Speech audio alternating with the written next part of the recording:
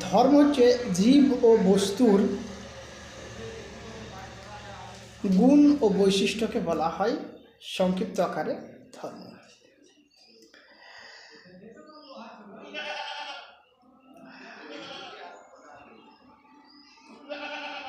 কিন্তু আমরা যে ধর্ম করি সে ধর্মটার মধ্যেও গুণ এবং বৈশিষ্ট্য প্রকাশ পায়। তাহলে ধর্ম বা ধারণ করা, কি ধর্ম ধারণ করব আমাদের জীবনে? প্রকৃত একজন সুন্দর, ন্যায়, নিষ্ঠাবান, আদর্শশীল মানুষ হওয়ার জন্য যে সমস্ত গুণগুলি অর্জন করা প্রয়োজন সেইগুলি নিজের জীবনে ধারণ করার নামই ধর্ম।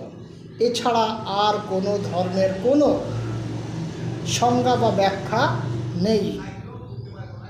অনেকে অনেক সম্প্রদায়ের নিজস্ব সম্প্রদায়গত বিভিন্ন বিশ্লেষণ দিতে পারে, সেটা তাদের ব্যক্তিগত সম্প্রদায়ের ব্যাপার। কিন্তু ধর্ম হচ্ছে ধারণ করা, অর্থাৎ নিজের জীবনে যে গুণ ধারণ করবে সেইটাই হচ্ছে ধর্ম। যদি কোনো ব্যক্তি তার নিজের জীবনে, চরিত্রে, আদর্শে যদি কুকর্ম বা কুগুণ বা কুনীতি অবলম্বন করে তাহলে সে উদাহরণ।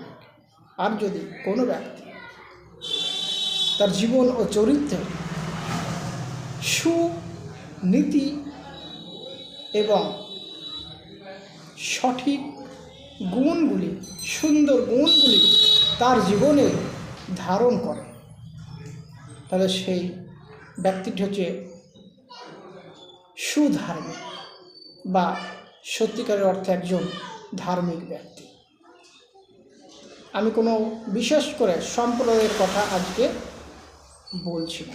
আগামীকালকে বা আগামী দিনে, আগামী পর্বে নতুন কোনো এপিসোডে সাম্প্রদায়িক ধর্ম নিয়ে আলোচনা করব। ততক্ষণ ভালো থাকুন, সুস্থ থাকুন, এই কামনাই করি। আবারও দেখা হবে নতুন কোনো এপিসোডে। ধন্যবাদ।